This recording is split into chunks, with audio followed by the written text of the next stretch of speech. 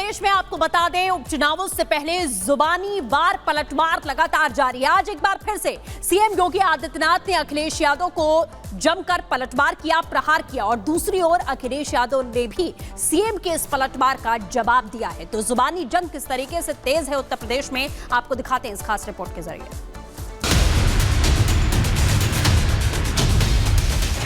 मेरी भी तस्वीर देख लो आप और उनकी भी तस्वीर देख लो, माफिया कौन लगे बता दो। बबुआ 12 बजे सो के उड़ता था, माफिया समानांतर सरकार चला करके अराजकता और गुंडागर्दी का एक और तांडव करते थे। जो क्रोध करेगा वो योगी नहीं हो सकता, इसलिए मठाधीश मुख्यमंत्री हैं ये राम भक्तों पर गोली चलाते थे। पहले एनकाउंटर पर सवाल, फिर मठाधीश और माफिया पर बवाल। अब अखिलेश ने छेड़ा एक नया राग। जानवरों की समस्या से निपटने के लिए एक एसटीएफ बनानी चाहिए और या फिर गीदड़ की समस्या का समाधान के लिए ये भी केस एसटीएफ को ट्रांसफर कर देना चाहिए। समाजवादी पार्टी के मुखिया अखिलेश यादव लगातार प्रदेश सरकार पर हमलावर हैं। कभी जाति को देखकर फर्जी एनकाउंटर करने का आरोप लगाते हैं तो कभी मठाधीश और माफिया को एक बताते हैं। हालांकि संतों में बड़े आक्रोश के बाद अब अखिलेश बैकफुट पर दिख रहे हैं। तो वहीं यूपी के सीएम योगी आदित्यनाथ ने भी अखिलेश के इस बयान पर निशाना साधा है। किसी सन्यासी के बारे में कुछ नहीं कहा। अगर उनको लगता है कि वो शब्द ऐसा है जिसका भाव वो किस रूप में ले रहे हैं, तो हम तो ये कहेंगे कि हमारे उत्तर प्रदेश के मुख्यमंत्री नहीं है, वो मठाधीश मुख्यमंत्री हैं। और फिर मठाधीश मुख्यमंत्री से उम्मीद भी क्या करोगे आप? इसी तरह की भाषा की उम्मीद करोगे? ये जितने प्रदेश के संगठित अपराध में लिप्त माफिया थे, चाहे वो गाजीपुर का रहा हो, चाहे वो प्रयागराज का रहा हो, चाहे वो अंबेडकर नगर के रहे हो, चाहे वो रामपुर के रहे हो, ये सब तो इनके चचा जान जैसे थे, चचा जान थे इनके सबके। माफियाओं के सामने नाक रगड़ने वाला व्यक्ति, दंगाइयों के सामने घुटना टेकने वाला व्यक्ति आज भारत की संत परंपरा को माफिया कहता है। इतना ही नहीं, अखिलेश यादव ने सपा विधायक जाहिद बेग के मामले को लेकर भी योगी सरकार पर निशाना साधा और समाजवादी पार्टी को बदनाम करने का आरोप लगाया। हालांकि सीएम योगी ने बयान देकर साफ कहा कि ऐसे नेताओं को कानून के दायरे में लाकर शिकंजा कसने की जरूरत और सरकार भी वही कर रही है। उन्हें इसीलिए परेशान किया जा रहा है कि एक तो वो समाजवादी पार्टी है और दूसरा भारतीय जनता पार्टी को इससे लाभ मिलेगा हिंदू मुस्लिम डिवाइड करने में। ये पहले दिन से स्ट्रेटेजी है भारतीय जनता पार्टी की कि समाजवादी पार्टी को कैसे बदनाम किया जाए और अगर कहीं कोई मुस्लिम है तो बदनाम समाजवादी पार्टी को कर दो। कि जैसे कुत्ते की पूंछ सीधी नहीं हो सकती, वैसे ही ये समाजवादी पार्टी के दरिंदे जो बेटियों की सुरक्षा के साथ खिलवाड़ कर रहे हैं, ये कभी ठीक नहीं हो सकते। इनके लिए तो कानून के दायरे में ला करके इन पे शिकंजा कसना पड़ेगा और हमारी सरकार वही काम कर रही है इनके साथ में।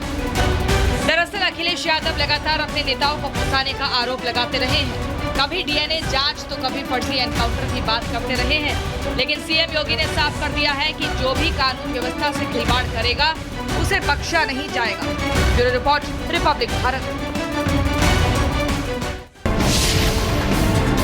श्रीनगर के बाजारों में अब ईद और दिवाली दोनों की रौनक देखने को मिली। एक और नस्ल को इन तीन खानदानों के हाथों में तबाह नहीं होने देगा। तो प्रधानमंत्री नरेंद्र मोदी आज श्रीनगर में गरजे। उन्होंने नेशनल कॉन्फ्रेंस से लेकर कांग्रेस पर निशाना साधा, लेकिन इस वक्त वो कटरा में रोड शो कर रहे हैं। वो तस्वीरें आपको दिखाते हैं। ये तस्वीरें इस वक्त आप देख रहे हैं प्रधानमंत्री नरेंद्र मोदी जो लोगों के बीच अपनी मौजूदगी को दर्ज करवाते हुए अभी वहां जो लोग मौजूद हैं वो उनका अभिवादन कर रहे हैं। और ये देखिए किस तरह से जो लोग रोड के दोनों तरफ खड़े हैं वो कैसे उत्साहित भी है प्रधानमंत्री को अपने बीच पा करके, उनकी मौजूदगी को देख करके। प्रधानमंत्री नरेंद्र मोदी ने आज जब चुनावी रैली को श्रीनगर में संबोधित किया तो उन्होंने साफ तौर पे कहा कि कैसे नेशनल कॉन्फ्रेंस और कांग्रेस ने जमहूरियत और कश्मीरियत को कुचला। तो ये चुनाव बहुत अलग चुनाव है। 370 हटने के बाद जो ये पहला चुनाव, जिसमें पहले चरण का चुनाव हो चुका है और अब अगले जो चरण बाकी है उसके लिए प्रधानमंत्री नरेंद्र मोदी जो रोड शो कर रहे हैं। और ये जो तस्वीरें हैं ये हम कटरा से आपको दिखा रहे हैं, जहां पर आप देख रहे हैं कि कैसे बड़ी संख्या में युवा मौजूद है प्रधानमंत्री को देखने के लिए। और प्रधानमंत्री हमेशा ये कहते भी रहे हैं कि कश्मीर को आगे ले जाना है, वहाँ के युवाओं को किस तरह से मजबूत करना है, विकास आगे बढ़ाना है और कश्मीर में वो तमाम चीजें देनी है जो अभी तक नहीं थी। वो तस्वीरें हम आपको दिखा रहे हैं। तो देखिए किस तरह से माँ वैष्णो देवी का जो कटरा है वहां पर माँ वैष्णो देवी धाम, और वहां पर एक तरीके से माँ की प्रतिमा को देकर ही स्वागत किया गया है प्रधानमंत्री नरेंद्र मोदी का। थोड़ी देर में संबोधन है, क्या कहते हैं देखना बहुत अहम होगा, क्योंकि सबसे अहम जो लक्ष्य रहा बीजेपी का, सरकार का, वो यही कि जो कश्मीर है उसको आगे बढ़ाया जाए, मुख्य धारा से जोड़ा जाए, विकास की जो रथ है उसको कैसे वहां पर आगे बढ़ाया जाए। और ये जो तस्वीरें हैं ये बता रही हैं कि कश्मीर कैसे आगे बढ़ रहा है और किस तरह से जो युवा है वो बेहद उत्साहित है। तो देखिए कटरा की तस्वीरें हमने आपको दिखाई, लेकिन उसके पहले प्रधानमंत्री नरेंद्र मोदी आज श्रीनगर में थे, जहां पर उन्होंने नेशनल कॉन्फ्रेंस और कांग्रेस पर जमकर हमला बोला। उन्होंने साफ तौर पे कहा कि कैसे युवाओं को बरगलाया गया, किस तरह से कश्मीरियत और जमहूरियत को कुचल दिया गया। देखिए एक रिपोर्ट में।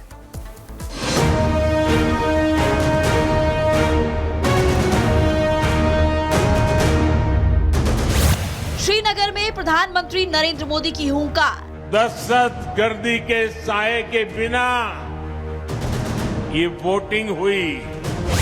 विकास पर की बात। यहाँ के नौजवानों को यहीं पर रोजगार के मौके दिलाना, ये मोदी का इरादा है। विरोधियों पर किया प्रचंड प्रहार। हमारी एक और पीढ़ी को, एक और नस्ल को इन तीन खानदानों के हाथों में तबाह नहीं होने दूंगा। जम्मू कश्मीर को लूटने वाले 3 परिवार रहे मोदी के निशाने पर। जम्मू कश्मीर की बर्बादी के लिए 3 खानदान जिम्मेदार है। प्रधानमंत्री नरेंद्र मोदी जम्मू में चुनावी रैली करने पहुंचे तो उनके निशाने पर 3 परिवार आ गए। ये 3 परिवार कोई और नहीं बल्कि नेशनल कॉन्फ्रेंस, कांग्रेस और पीडीपी थी, जिन पर प्रधानमंत्री नरेंद्र मोदी ने जम्मू कश्मीर को बर्बाद करने का आरोप लगाया। यहाँ के 3 खानदानों ने जमहूरियत और कश्मीरियत दोनों को रौंदा है, कुचला है। कांग्रेस, एनसीपी, पीडीपी, ये 3 खानदान इससे खुश रहते थे।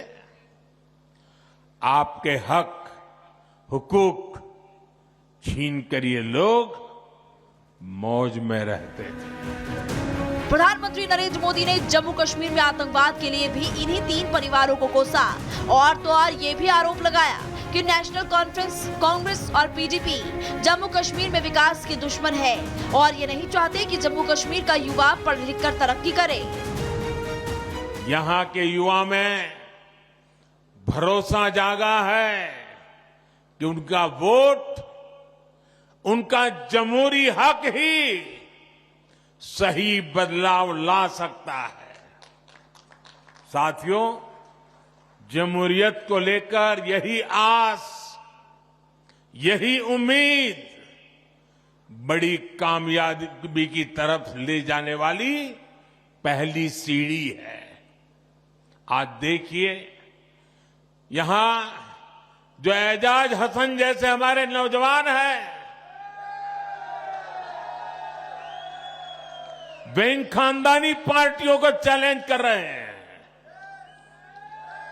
और जब ये लोग एजाज हसन जैसे नौजवानों को गालियां देते हैं तब साफ होता है कि ग्रास रूट डेमोक्रेसी से ये 3 खानदान कितने डरे हुए हैं।